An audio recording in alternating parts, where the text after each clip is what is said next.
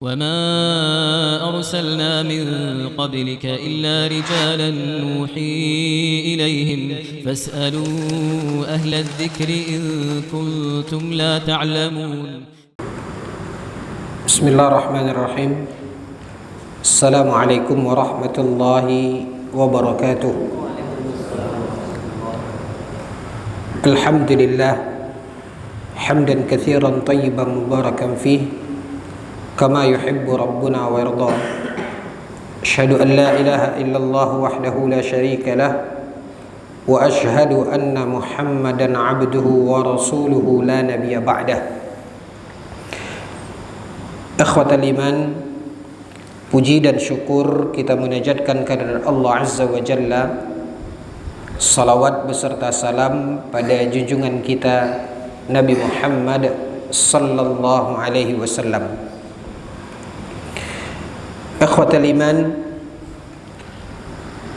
pada pembahasan kita sebelumnya kita telah memulai mengenengahkan pembahasan dalam kitab At-Taharah, masuk pada bab Al-Aniyah, bab yang menjelaskan tentang hukum bejana.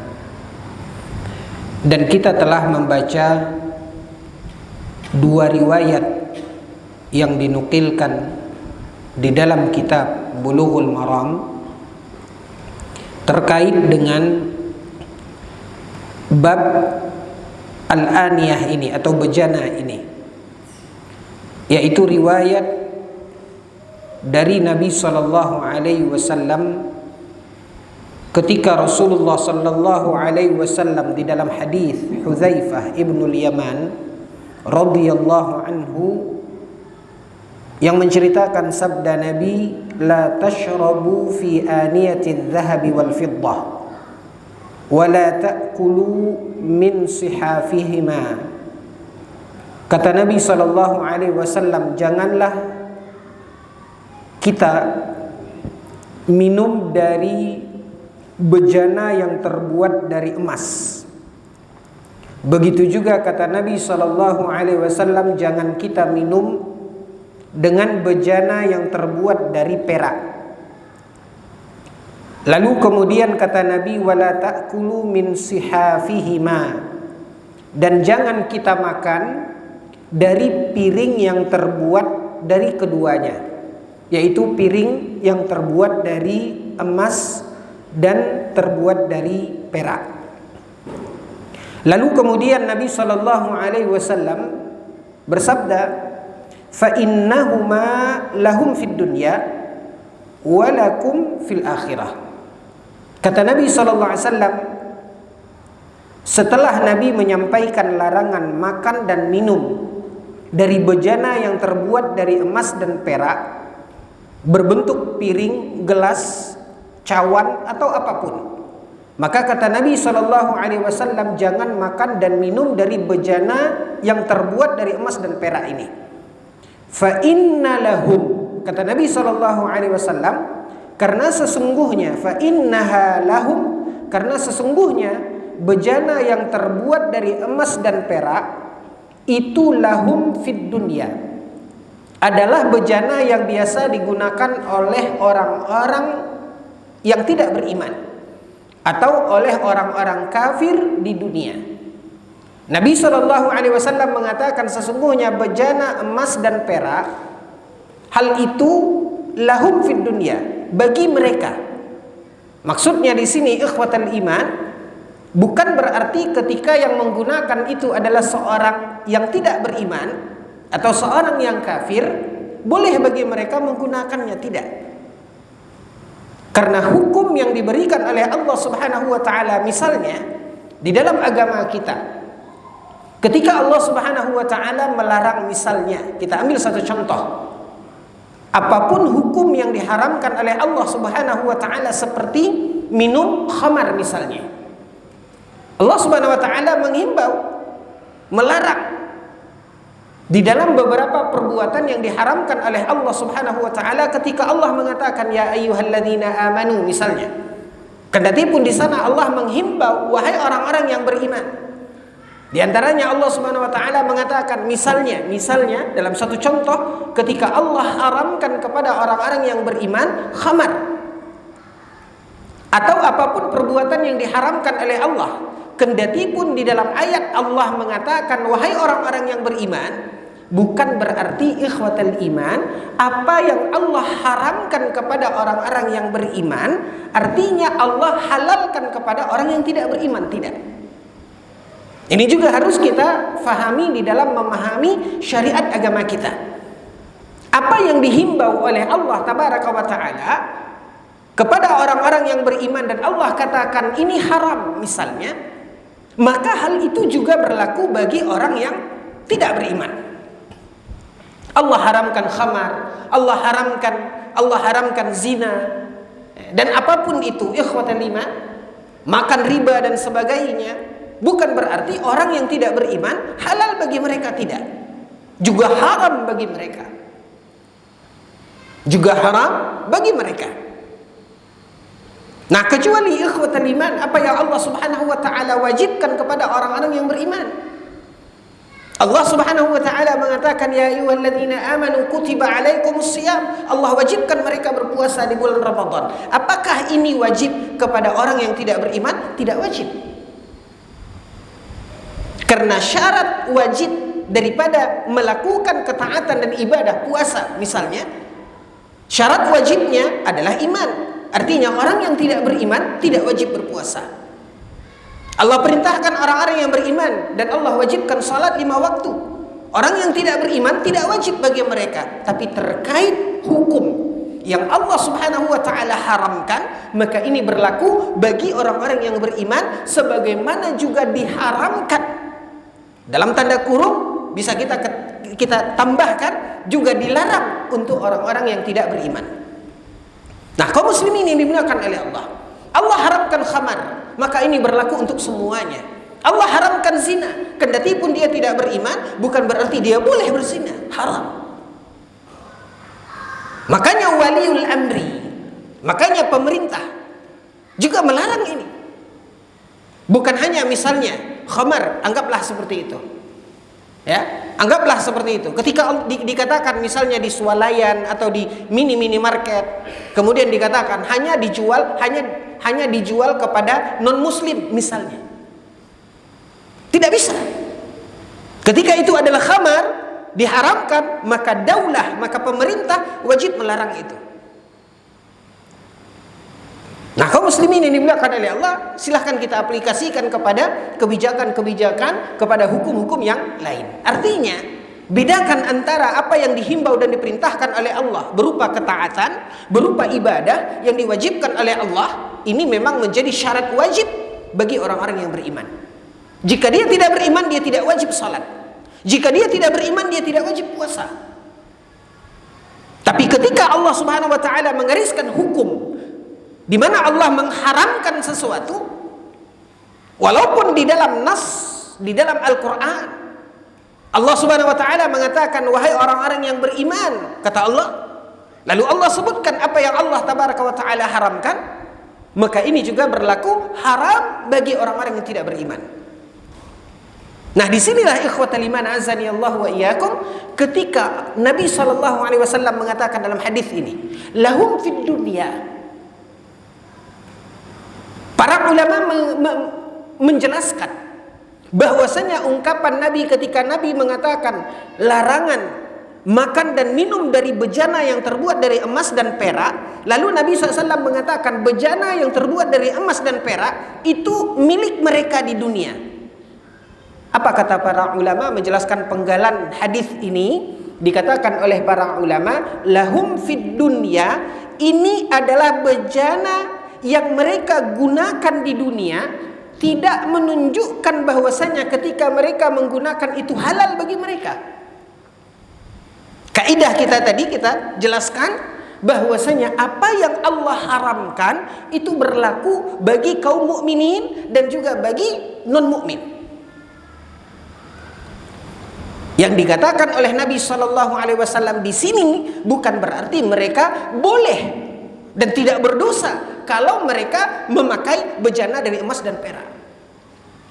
Dijelaskan oleh para ulama ungkapan Nabi SAW, innaha lahum fid dunya, sesungguhnya bejana emas dan perak bagi mereka di dunia, bukan menunjukkan hukumnya boleh bagi mereka di dunia, tapi maksud dari ungkapan Nabi SAW ini adalah menunjukkan bahwasanya bejana-bejana dari emas dan perak yang mereka buat, apapun bentuknya, piring, gelas, apapun itu, botol dan sebagainya yang mereka gunakan untuk makan dan minum, ini biasa mereka yang menggunakannya, bukan menunjukkan boleh mereka menggunakannya, tapi mereka yang biasa menggunakannya. Juga dijelaskan, diuraikan oleh para ulama maksud dan tujuan mereka ketika menggunakan ini. Dan pada pertemuan kita sebelumnya kita juga sudah sebutkan di mana hal ini untuk fakhar, untuk kesombongan bagi mereka, menunjukkan status mereka, kehebatan mereka, ya, bersombong-sombong dengan menggunakan bejana atau apa yang mereka pakai dari bahan-bahan emas dan perak ini. Nah, Nabi SAW mengatakan innaha lahum fid dunya, biasa mereka menggunakan itu. Ini pakaian mereka, ini penggunaan mereka. Bejana yang biasa mereka gunakan, yang tujuannya adalah untuk berbangga-bangga. Nah, kaum muslimin ini dimuliakan oleh Allah. Lalu apa kata Nabi SAW? Walakum fil akhirah, dan nanti untuk kalian di akhirat. Dijelaskan oleh para ulama, jazaan li ta'atihim, sebagai balasan dan ganjaran, sebagai balasan dan ganjaran yang Allah Subhanahu wa ta'ala karuniakan kepada orang-orang yang beriman ketika mereka mematuhi syariat Allah Subhanahu wa ta'ala. Dan jika seandainya dengan ketaatan yang mereka kerjakan tersebut Allah Subhanahu wa ta'ala memasukkan mereka ke dalam surga, maka di surga itu mereka akan menggunakan bejana dari emas dan perak. Ini yang dikatakan oleh Nabi SAW, walakum fil akhirah. Dan bejana dari emas dan perak itu adalah apa yang nanti akan kalian gunakan di akhirat, yaitu di surga. Nah, ikhwatal iman, a'azani Allah wa iyyakum. Poin ini yang harus kita fahami di dalam memahami apa yang dijelaskan di dalam hukum agama kita. Lalu ikhwatal iman, penegasan yang lain pada riwayat yang kedua yang juga sudah kita ketengahkan, apa kata Nabi SAW dari hadis Ummu Salamah. Nabi SAW bersabda, kata Nabi, alladhi yashrabu fi ina'il fiddati innama yujarjir fi batnihi nara jahannam. Hadis muttafaqun alaih. Ummu Salamah meriwayatkan, kata Nabi SAW, orang yang minum dari bejana yang terbuat dari perak, yang terbuat dari perak.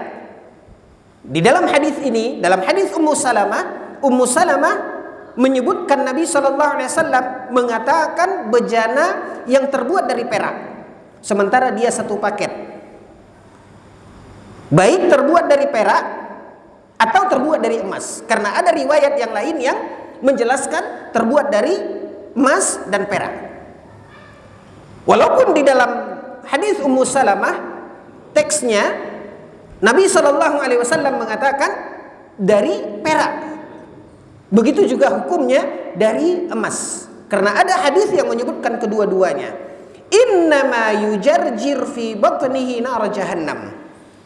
Orang yang minum dari bejana yang terbuat dari perak, kata Nabi SAW, dan juga termasuk hukumnya terbuat dari emas, ketika dia gunakan itu minum, innama yujarjir fi batnihi nar jahannam. Itu sama dengan ketika dia memasukkan ke dalam perutnya, dia minum air dengan bejana yang terbuat dari emas dan perak tadi. Walaupun secara teksnya kata Nabi terbuat dari perak, lalu kemudian dia minum menggunakan itu, maka ini sama, kata Nabi SAW, dengan dia memasukkan api neraka ke dalam perutnya. Yujarjir fi batnihi nar jahannam. Ini penegasan ikhwatal iman bahwasanya bila seseorang melanggar ini, tidak mengindahkan apa yang telah dijelaskan oleh Nabi SAW tentang keharamannya, Maka ditegaskan dalam ayat ini konsekuensi dari perbuatan itu adalah dosa, diancam dengan api neraka. Ini penegasan tentang hukum minum, makan dari bejana yang terbuat dari emas dan perak. Nah, ikhwatal iman, untuk melengkapi pemahaman di dalam hukum agama kita terkait dua riwayat ini, ada beberapa permasalahan yang ingin kita sampaikan. Pertama, ikhwatal iman, yaitu hukmul akli wasyurbi fi aniyati dhahabi wal fiddah. Jelas dalam hadis tadi menunjukkan tentang tidak bolehnya atau haram hukumnya makan dan minum dengan menggunakan bejana yang terbuat dari emas dan perak. Maka jelas hadis yang ada di hadapan kita menjelaskan bahwasanya hukumnya adalah haram. Nah, kaum muslimin yang dimuliakan oleh Allah Azza wa Jalla, para ulama mengupas ketika dari hadis jelas Nabi mengatakan jangan makan, jangan minum. Nah, kaum muslimin, sekarang muncul permasalahan. Bagaimana kalau bejana tersebut, ini bejana terbuat dari emas dan perak? Jelas di dalam hadis Nabi mengatakan jangan gunakan bejana ini untuk makan, jangan gunakan bejana ini untuk minum. Itu yang dilarang di dalam hadis. Nah, muncul permasalahan dibahas oleh para ulama. Sekarang ada bejana yang terbuat dari emas. Bolehkah kita menggunakan bejana tersebut selain daripada untuk makan dan minum?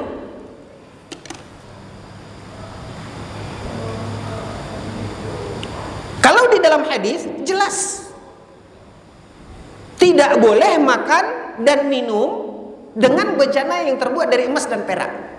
Sekarang ada bejana terbuat dari emas. Bolehkah kita menggunakan bejana ini untuk kebutuhan keperluan yang lain, tapi untuk tidak makan dan tidak minum? Ini dibahas, dikupas oleh para ulama. Dan ketahuilah ikhwatal iman, di mana para ulama sebagaimana dijelaskan oleh Imam An-Nawawi.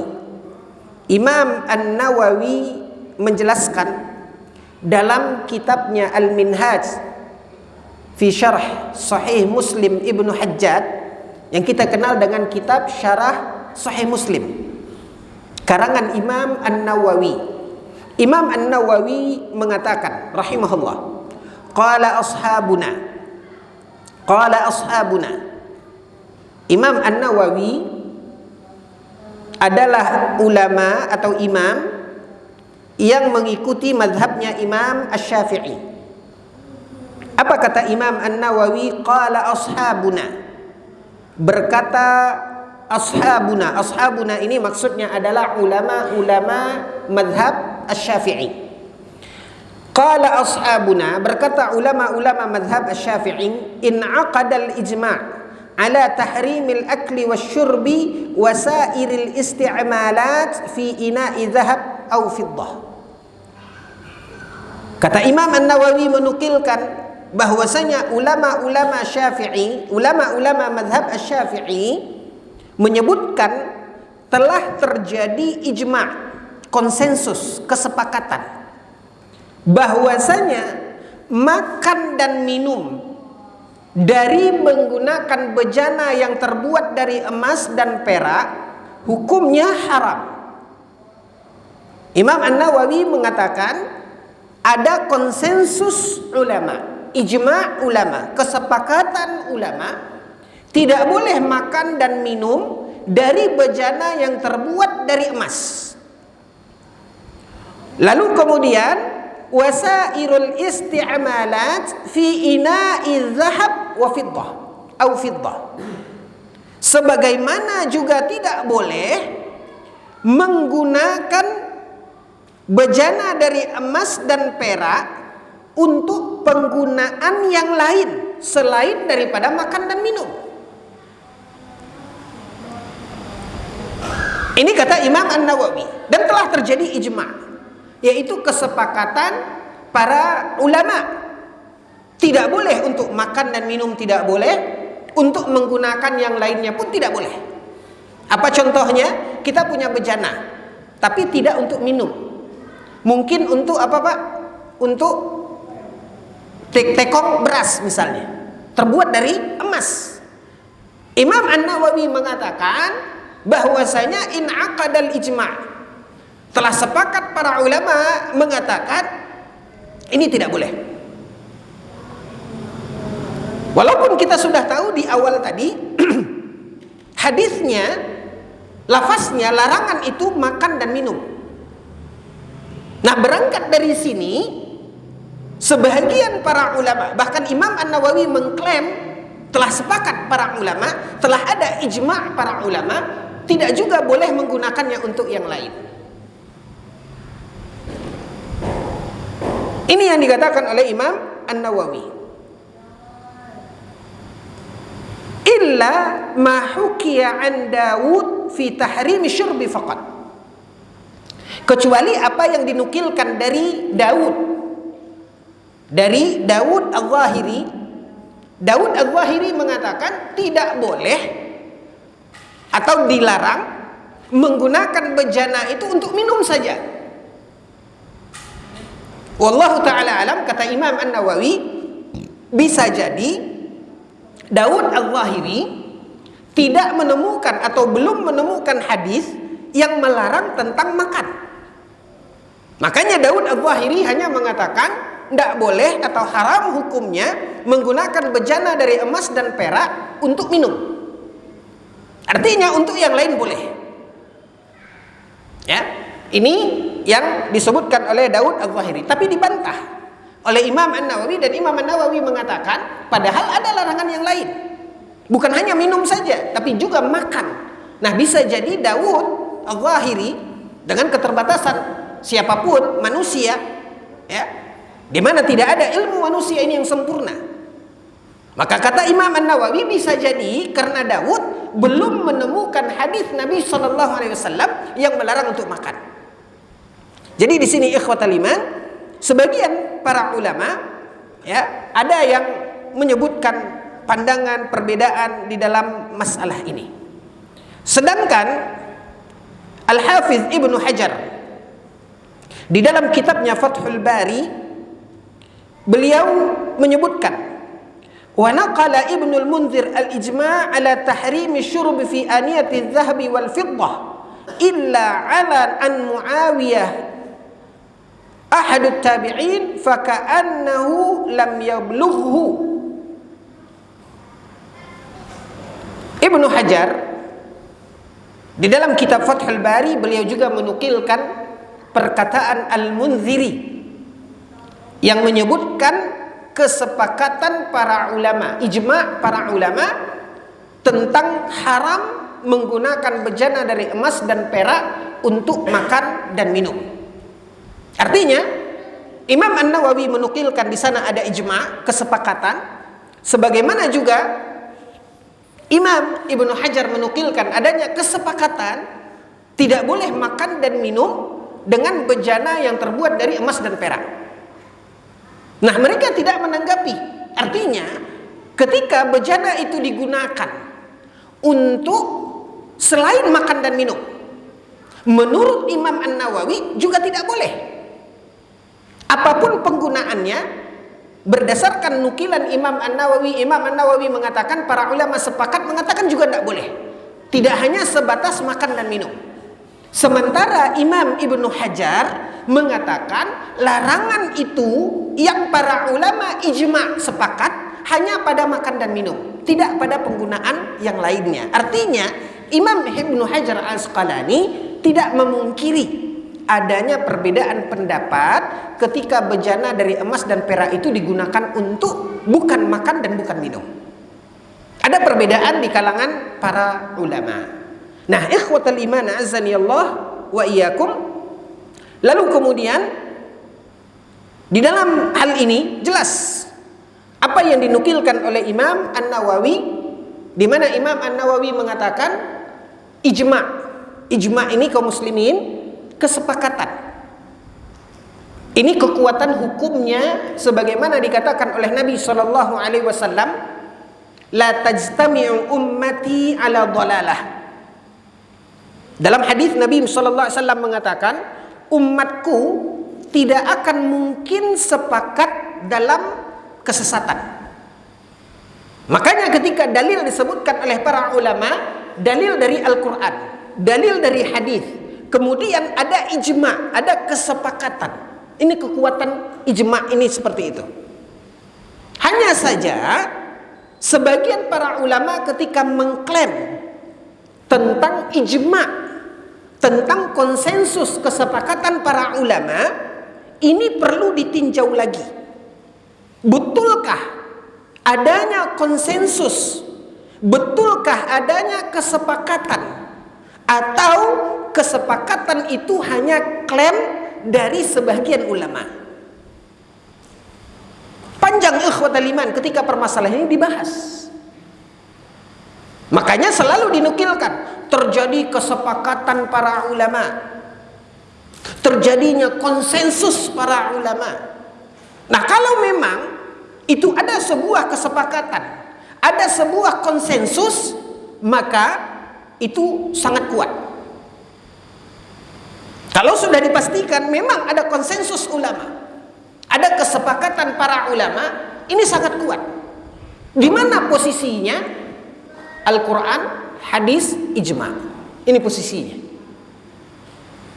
Kenapa? Karena Nabi SAW mengatakan, ikhwatal iman, karena Nabi SAW mengatakan bahwasanya la tajtami'u ummati ala dhalalah. Umatku tidak akan pernah bersepakat di atas kebatilan, di atas kesesatan. Nah, kaum muslimin yang dimuliakan oleh Allah, pada poin ini ada pembahasan yang sangat panjang dan sangat detail terhadap apa yang disebut dan dinamakan dengan ijma ini. Bagaimana kalau seandainya telah terjadi ijma, telah sepakat umat ini, lalu tiba-tiba ada yang berpendapat menyelisihi ijma? Ini juga dibahas. Apalagi ikhwatal iman, di zaman belakangan banyak hukum-hukum yang jelas ayat mengatakan, hadis juga menjadi dalil tentang suatu hukum, sehingga berdasarkan ayat dan hadis ini umat ini sepakat. Contohnya saja ikhwatal iman, contohnya saja, contoh, kita berikan contoh hukum yang jelas tentang kewajiban salat misalnya, atau anggaplah kewajiban menutup aurat, kewajiban menutup aurat, atau yang lebih lagi di bawah itu, anggap tentang hukum musik misalnya. Dalam ayat disebutkan lahwal hadis, yang dalam ayat itu para ulama ahli tafsir menunjukkan bahwasanya ayat ini adalah dalil yang menjelaskan tentang haramnya musik. Hadis Nabi SAW begitu banyak. Apa diantaranya? Diantaranya hadis Nabi SAW yang mengatakan, akhir zaman nanti akan ada umatku, kata Nabi SAW, yang menganggap halal zina, sutra, dan musik. Kalau Nabi mengatakan di akhir zaman ada umat ada orang yang akan menganggap ini halal, berarti hukumnya jelas dalam ayat, jelas dalam hadis. Makanya para ulama telah sepakat, adanya konsensus, adanya ijma yang mengatakan tentang haramnya musik. Nah, ikhwatal iman, muncul kemudian seperti yang telah disampaikan oleh Nabi, bahwasanya akan muncul, kata Nabi, ada seorang yang dianggap tokoh, yang dianggap alim, kemudian dia mengatakan bahwasanya yang diharamkan dalam Al-Quran, yang diharamkan dalam hadis yang tadi kita katakan terkait hukum tadi, yang berdasarkan ayat dan hadis, para ulama sepakat mengatakan hukumnya haram. Maka muncul seorang tokoh, seorang alim, dengan dia berpendapat dan mengatakan itu tidak haram, musik itu tidak haram. Inilah yang terjadi, ikhwatal iman. Ya, ini dalam contoh kasus, dalam ayat tentang hukum musik muncul tulisan, makalah, fatwa Yusuf Al-Qaradawi yang baru saja meninggal. Dalam kitabnya dia mengatakan tidak haram, pendapat dan pandangan yang menyeleneh. Sementara para ulama sepakat berdasarkan Al-Quran, berdasarkan hadis. Nah, bagaimana dengan ini? Apakah ini kemudian membatalkan apa yang telah menjadi ijma' para ulama? Ini dikupas oleh para ulama. Bahkan Syekh Muhammad bin Nasiruddin Al-Albani rahimahullah ta'ala punya komentar terkait dengan masalah ini. Yang intinya, ikhwatan iman, memang Nabi SAW mengatakan bahwasanya umat ini tidak akan sepakat di atas kesesatan. Inilah yang menjadikan ijma' memiliki kekuatan. Urutannya seperti yang saya katakan, ayat, hadis, ijma'. Namun permasalahannya, ikhwatal iman, ketika ada ya dari kekuatan ijma' ini, kalau ada yang menyelisihi ijma', la yu'taddu bihi. Dalam kaidahnya dikatakan ini nggak dianggap. Kenapa? Karena sudah ijma'. Maka seperti apapun statement ulama-ulama belakangan, diantaranya seperti Yusuf Qaradawi dan yang lainnya, tetap kita mendoakan semoga Allah Subhanahu wa taala memberikan rahmat kepada beliau. Beliau sudah meninggal dunia. Ya, tetap kita mendoakan. Tapi kesalahannya mesti dijelaskan, mesti diuraikan. Maka la yu'taddu bihi. Pendapat dia ini karena menyelisih ijma' ini tidak dianggap. Lihat lagi ikhwatal iman, tentang hukum-hukum yang jelas, ini haram, berdalilkan kepada Al-Quran, berdalilkan dari hadis. Tidak semua statement atau pendapat, apalagi orang-orang belakangan, terutama ketika telah ada ijma', ini tidak dianggap. Semakin jauh dari zaman kenabian dan semakin mendekati ke akhir zaman, akan bertambah banyak bermunculan, ikhwatal iman, statement-statement yang jelas-jelas menyelisihi Al-Quran, menyelisihi hadis Nabi SAW, dan menyelisihi ijma'.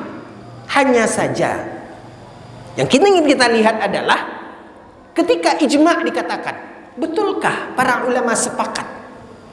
Seperti yang dikatakan oleh Imam An-Nawawi tadi, bahwasanya para ulama sepakat, sepakat dalam larangan haram makan dan minum dari bejana yang terbuat dari emas dan perak. Sepakat. Sebagaimana juga Imam Ibnu Hajar mengatakan dan menukilkan dari Al-Munziri. Namun, betulkah umat sepakat bejana dari emas dan perak tidak boleh digunakan untuk kegunaan yang lain selain daripada makan dan minum? Betulkah adanya konsensus ijma' dalam masalah ini? Seperti misalnya ada botol, ada gelas yang terbuat dari emas dan perak, kita tidak menggunakannya untuk makan dan minum, tapi mungkin kita menggunakan, anggap ikhwatal iman, seperti botol misalnya, untuk tempat kuhul. Kuhul ini celak. Kalau orang ke Mekah haji umroh, beli tempat celak itu yang terbuat dari besi, ya biasanya cantik, ya di situ dia letak untuk celak. Nah, bolehkah ini kita menggunakan? Kalau ada botol celak itu dari emas, boleh tidak kita menggunakannya? Betulkah ijma' yang telah dikatakan oleh Imam An-Nawawi? Akan kita jelaskan setelah kumandang suara azan Isya. Ikhwatul iman, mari kita lihat pembahasan yang dikatakan tentang menggunakan bejana yang terbuat dari emas dan perak untuk selain makan dan minum. Dalam masalah ini, jumhur para ulama,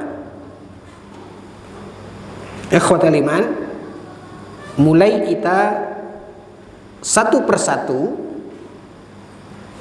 memahami istilah-istilah yang sering digunakan oleh para ulama.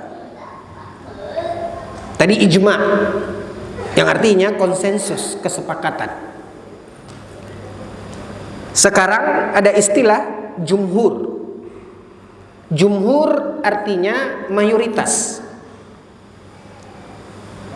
di mana mayoritas para ulama mengatakan haram menggunakan bejana yang terbuat dari emas dan perak selain untuk makan dan minum. Contoh salah satu penggunaan tadi, kita bilang ini misalnya terbuat dari emas, lalu kita menggunakan itu tidak untuk makan, tidak untuk minum, tapi untuk tekong beras misalnya. Bolehkah? Jumhur para ulama mengatakan tidak boleh, haram.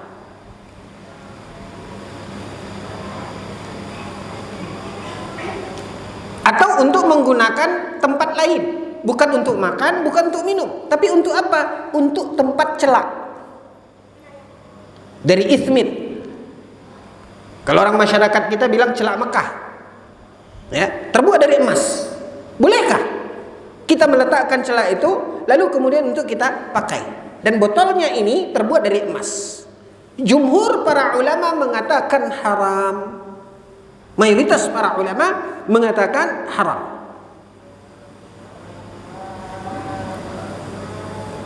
Wa qala al-Qurtubi fil hadits tahrimu isti'mali awani adh-dhahab wal fidda fil akli wasyurbi wa yalhaqu bihima ma fi ma'nahuma. Imam Al-Qurtubi mengatakan, memang di dalam hadis, yang disebutkan di dalam hadis, penggunaan bejana dari emas dan perak itu disebutkan dalam hadis dilarang untuk makan, untuk minum. Tidak ada hadis yang menjelaskan penggunaan selain daripada makan dan minum. Namun kata Imam Al-Qurtubi, walaupun disebutkan makan dan minum, wa yalhaqu bihima ma fi ma'nahuma, maka para ulama memahami untuk penggunaan yang lain juga. Itu kata Imam Al-Qurtubi. Makanya jumhur para ulama mengatakan haram menggunakan bejana dari emas dan perak untuk makan dan minum. Oh ya, ada satu yang pada pertemuan sebelumnya kita ingatkan. Di dalam hadis disebutkan bejana, ya, untuk minum dan untuk makan. Bejana sebagaimana kita jelaskan pada pembahasan sebelumnya, yaitu wadah yang kita gunakan. Apakah itu gelas dan piring?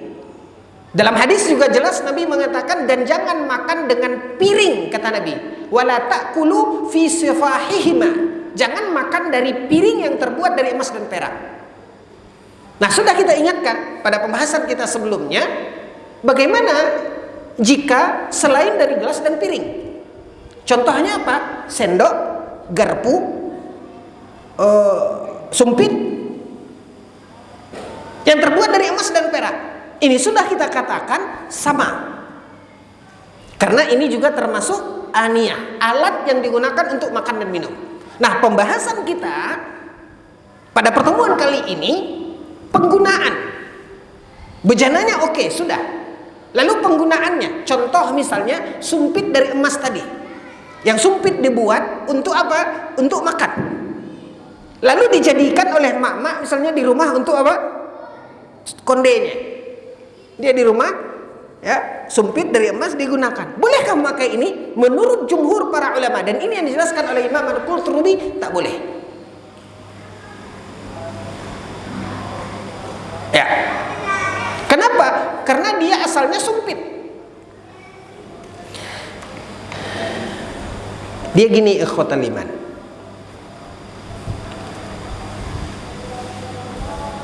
Keluar kita sedikit hukum, ya,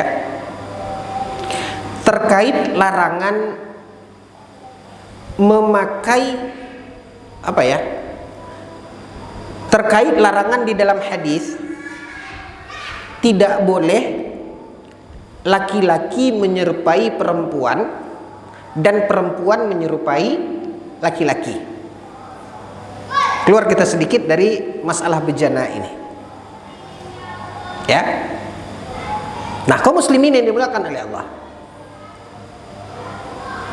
Maka laki-laki karena tidak boleh menyerupai perempuan, maka laki-laki tidak boleh memakai pakaian atau apapun yang itu adalah khusus untuk wanita.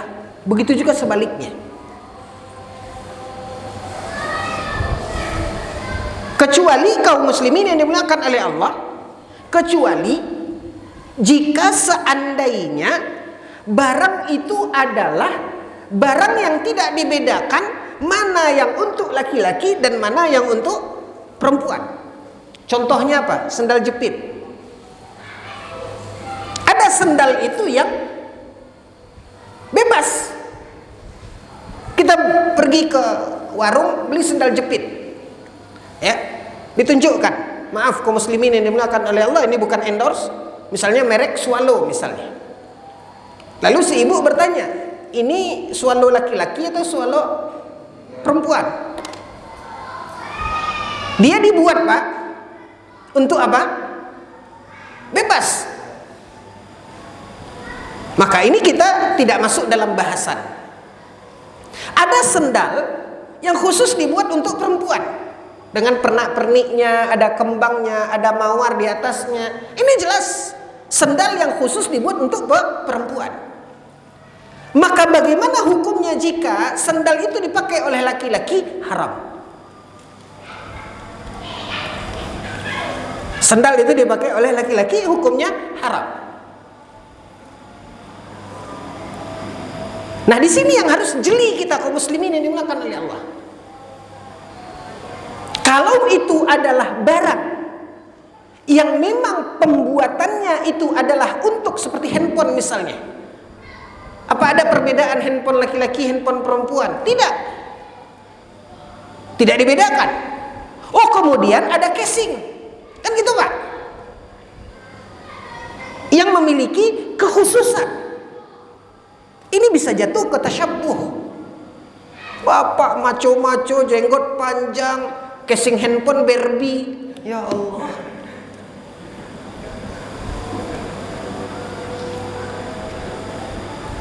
Ini jatuh ke tasyabbuh. Nah, ini yang harus pertama kita pahami. Untuk itu dibuat. Kenapa saya tergelitik untuk mengupas ini? Kita tadi membicarakan sumpit. Sumpit yang dia dibuat tujuannya itu untuk digunakan untuk makan. Ada di dalam hadis larangan tadi. Nah, menurut pendapat jumhur yang mengatakan tidak boleh menggunakannya untuk yang lain. Kenapa? Karena hukum dasarnya dia dibuat untuk alat makan. Masuk dalam hadis tadi. Tapi kalau dia memang dibuat untuk tusuk konde, terbuat dari emas, silakan ibu memakainya. Tidak masuk dalam pembahasan ini. Nah, ini yang ingin saya dudukkan dulu. Pembuatannya diniatkan, dimaksudkan, tujuannya apa? Ini harus jelas. Karena tanpa kita mendudukkan ini ikhwatul iman, maka kita bisa saja terjerumus kepada sesuatu yang haram, dan seorang mukmin harus berhati-hati dalam hal ini. Makanya saya contohkan tentang masalah tadi. Kita harus lihat. Dan seringkali, kadang-kadang kita sudah paham dengan hukumnya, tahu hadisnya, bahkan hafal hadisnya. La'anallah al-mutasyabbihat birrijal. Allah melaknat wanita-wanita menyerupai laki-laki dan laki-laki menyerupai wanita. Memang kaum muslimin yang dimuliakan oleh Allah, secara fitrah kita, secara nurani kita nggak akan pakai daster ibu, nggak mungkin. Karena kita tahu itu bukan pakaian kita. Tapi ada hal-hal yang kadang kita anggap remeh kaum muslimin yang dimuliakan oleh Allah. Apa contohnya tadi?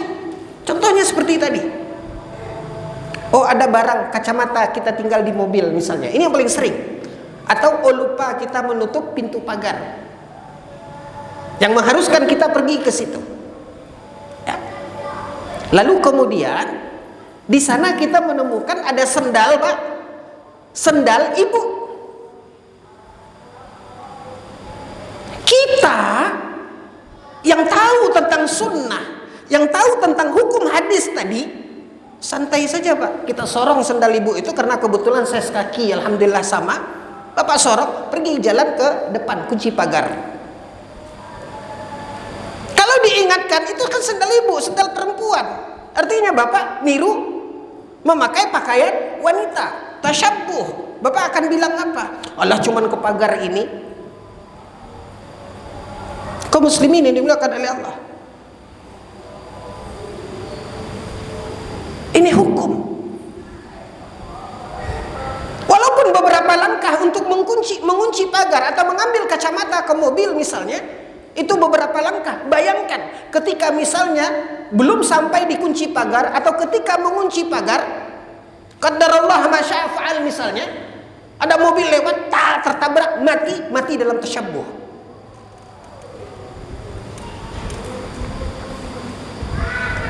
Tanpa kita sadari.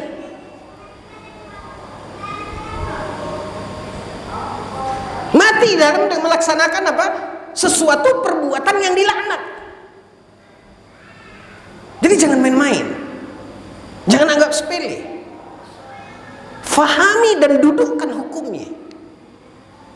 Kalaupun anggaplah, kan selama cuman ngunci balik lagi, rumah saya nggak tepi jalan, nggak akan ada terjadi kecelakaan. Alhamdulillah, Anda selamat. Tapi Anda tidak selamat dari catatan munkar, dari catatan raqib dan atid. Kita sudah melakukan satu kesalahan, satu pelanggaran terhadap syariat agama kita, yang konsekuensinya Allah melaknat. Hati-hati. Nah, kaum muslimin ini dimuliakan oleh Allah, ini maaf, ya. Tapi ini dalam keseharian kita, yang sangat mengkhawatirkan. Saya pribadi sangat mengkhawatirkan. Alhamdulillah Allah telah beri hidayah kepada kita. Kita faham dengan agama kita. Masya Allah, Allah terangi hati kita. Kita ingin menjadi hamba yang taat.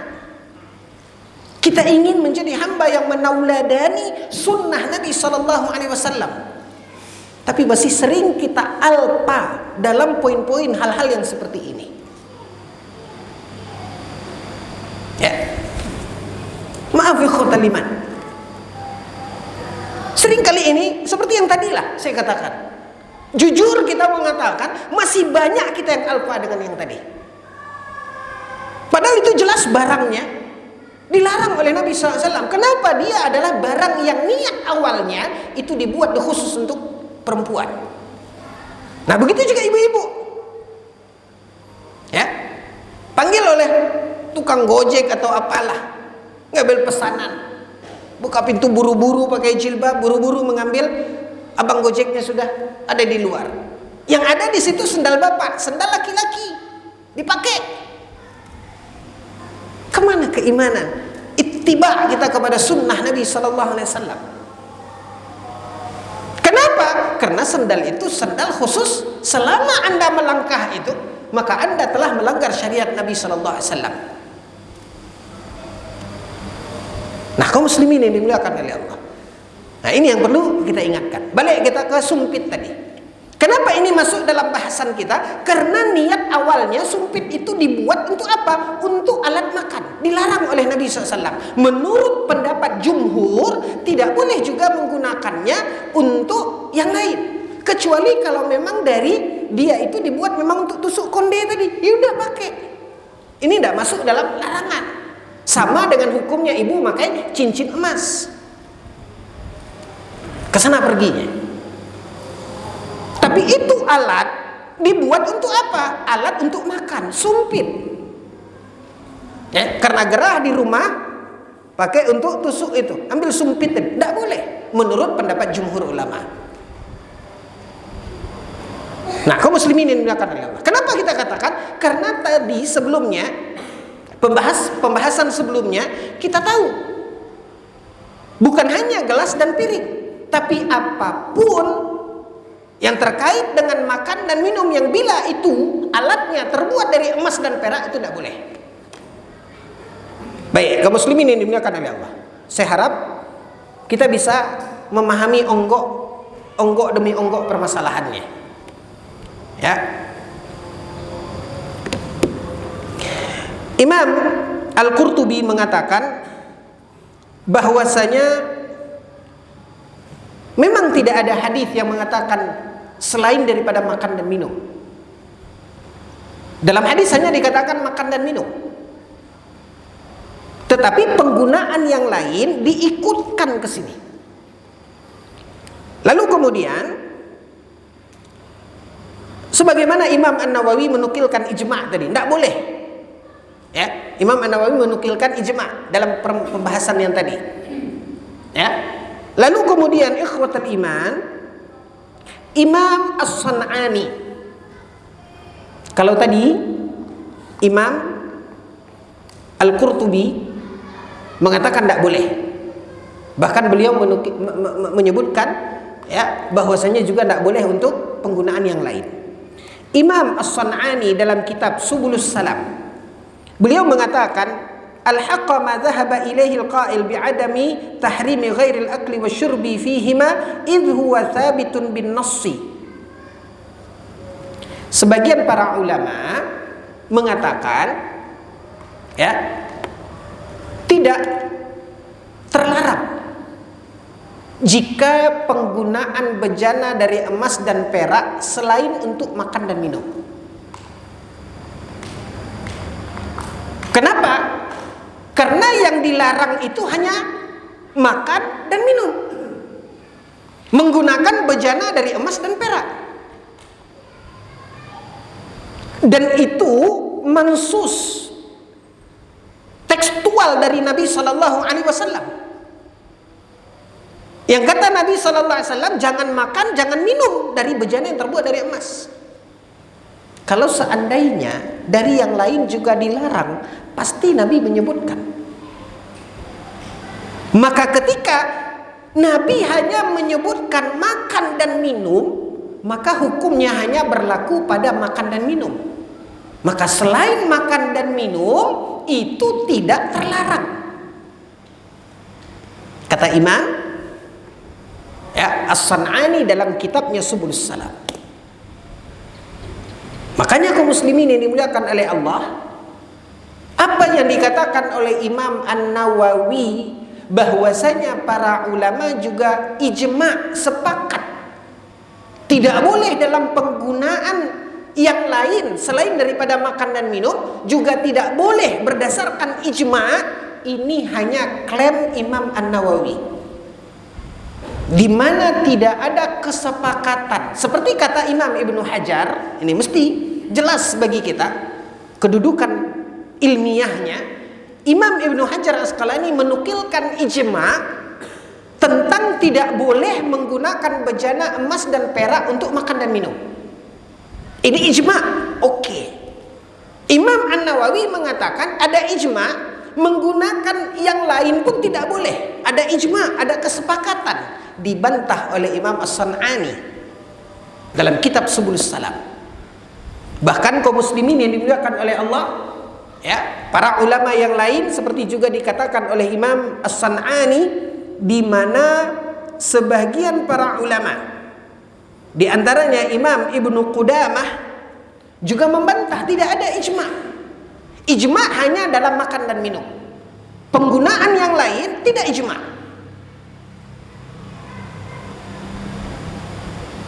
Sebagaimana dinukilkan oleh Imam As-San'ani. Kenapa ikhwatal iman? Kenapa? Karena ada hadis, ada riwayat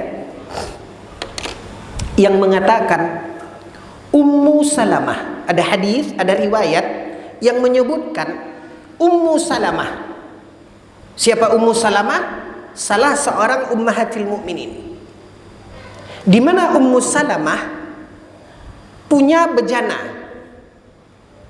ya, seperti botol atau wadah gitu, yang terbuat dari emas, yang terbuat dari emas, milik Ummu Salamah. Kaum muslimin yang dimuliakan oleh Allah, ketika Ummu Salamah mendapatkan rambut Nabi Sallallahu Alaihi Wasallam, ini jika kita kupas panjang lagi Pak, ada rambut Nabi Sallallahu Alaihi Wasallam gugur, sya'arat An-Nabi Sallallahu Alaihi Wasallam, rambut Nabi Sallallahu Alaihi Wasallam diambil oleh Ummu Salamah, dia simpan di botol emas tadi. Dia simpan di botol emas tadi.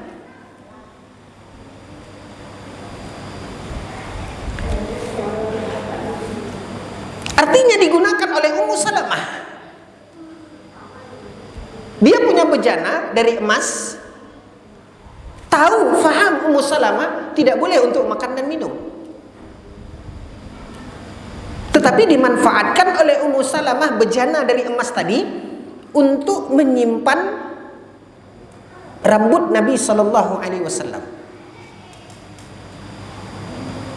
Artinya di sini digunakan, dimanfaatkan oleh Ummu Salamah bejana botol dari emas tadi untuk yang lain.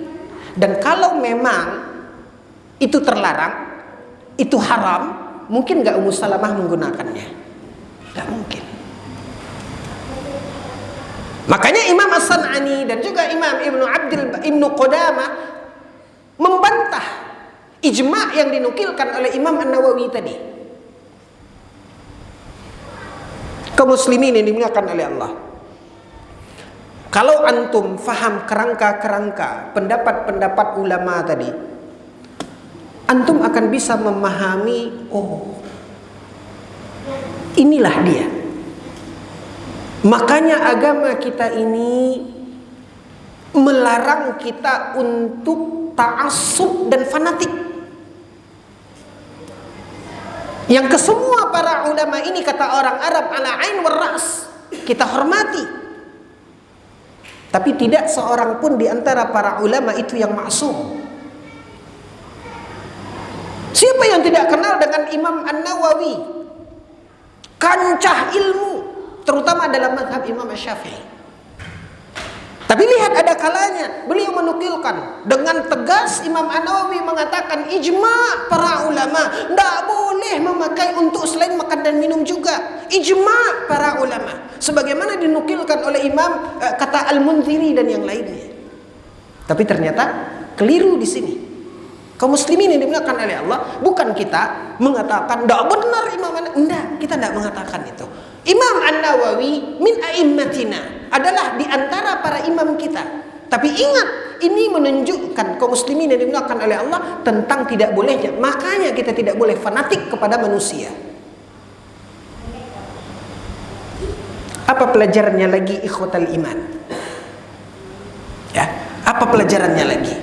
Jika para ulama-ulama sekelas Imam An-Nawawi Jika para ulama sekelas Imam An-Nawawi, ada kalanya beliau menukilkan itu, sementara terbantah dengan riwayat Ummu Salamah tadi saja, terbantah, tidak ada ijma.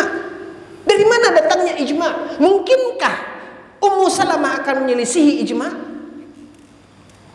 Maka ini menggambarkan, disinilah kenapa agama kita, akidah kita melarang kita untuk fanatik. Karena tidak ada ulama itu yang maksum.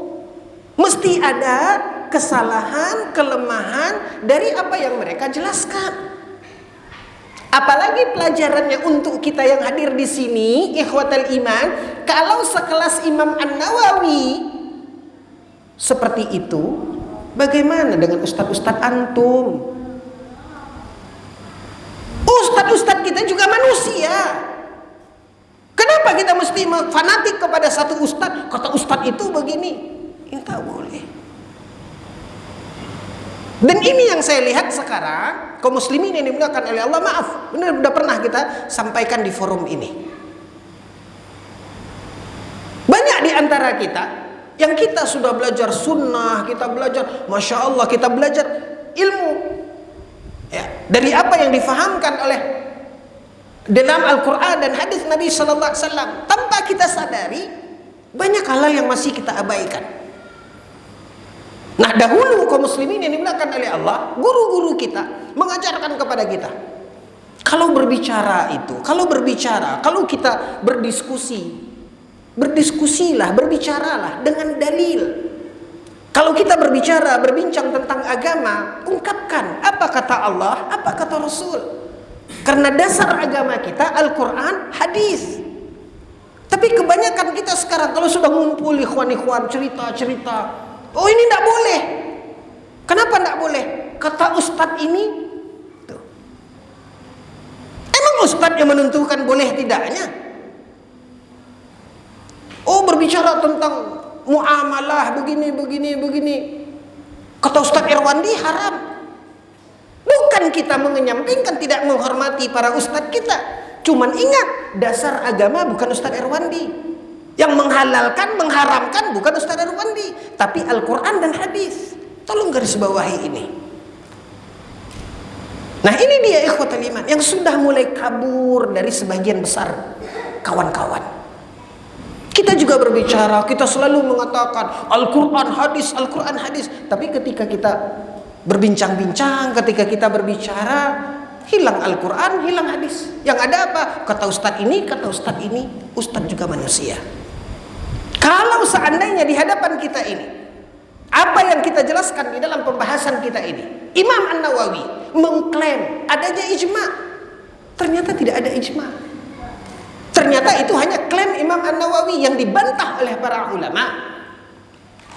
Nah, jika ini terjadi pada Imam An-Nawawi, apalagi orang-orang yang jauh ilmunya di bawah Imam An-Nawawi. Sekali lagi ikhwatul iman, bukan statement yang kita ungkapkan ini pelecehan ya kepada Imam An-Nawawi atau tidak memuliakan Imam An-Nawawi atau ustaz-ustaz yang sering kita katakan oh berbicara muamalah Ustaz Irwan, bukan. Tetap ustaz-ustaz ini adalah kita hormati. Tapi sikap kita ini sudah bertentangan dengan manhaj kita sebagai ahlus sunnah. Dasar agama kita adalah Al-Quran dan hadis. Maka lihat bagaimana para ulama kemudian mengungkapkan permasalahan yang dikatakan oleh Imam An-Nawawi ijma, ternyata tidak. Di mana Ummu Salamah disebutkan dalam hadis, disebutkan dalam riwayat. Ummu Salamah punya bejana, punya botol dari emas. Dipakai oleh Ummu Salamah bukan untuk minum, bukan untuk makan, tapi digunakan untuk menyimpan rambut Nabi Shallallahu Alaihi Wasallam yang rontok. Ada beberapa helai dapat oleh Ummu Salamah, lalu kemudian beliau simpan di dalam botol tersebut. Artinya digunakan oleh Ummu Salamah bejana dari emas. Sebelum kita tutup, bahkan disebutkan dalam riwayat ikhwatal iman, bahkan disebutkan dalam riwayat rambut Nabi yang disimpan oleh Ummu Salamah dalam botol tadi untuk apa? yastashfuna biha. Ya. Apa itu yastashfuna biha?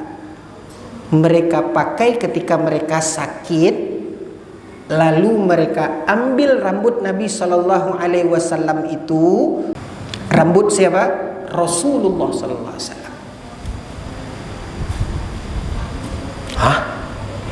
Apakah ini boleh? Apakah ini boleh? Betulkah? Itu yang disebutkan dalam hadis. Bagaimana lengkap pembahasannya? Ya.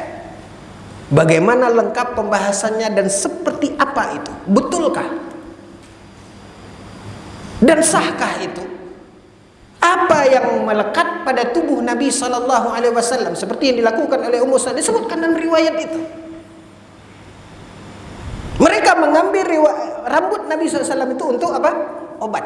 Entah gak gimana nya, nanti akan kita lihat secara detail. Apakah mereka rendam ke air, lalu kemudian airnya mereka minum, kemudian mereka sehat dengan itu dari rambut yang diletakkan oleh Ummu Salamah itu disebutkan dalam hadis. Bolehkah ini? Yaitu dengan pembahasan, dengan judul pembahasan bertabarruk dengan apa yang menempel pada tubuh Nabi Sallallahu Alaihi Wasallam. Kita hanya mencongkel permasalahan ini dari hadis Ummu Salamah. Yang babnya yang ingin kita garis bawahi, di mana Ummu Salamah menggunakan botol menyimpan rambut Nabi tadi dari botol dari emas. Nah sekarang ternyata disebutkan dari riwayat itu, mereka gunakan rambut itu untuk obat ketika mereka sakit. Bagaimana hukumnya dalam pandangan Al-Quran dan hadis Nabi Sallallahu Alaihi Wasallam? Insya Allah kita uraikan pada pembahasan yang akan datang. Wallahu ta'ala alam. Mohon maaf atas segala kekhilafan dan kekurangan. Kita akhiri dengan doa kafaratul majlis. Subhanakallahumma bihamdika asyhadu an la ilaha illa anta astaghfiruka wa atubu ilaik. Wassalamualaikum warahmatullahi wabarakatuh.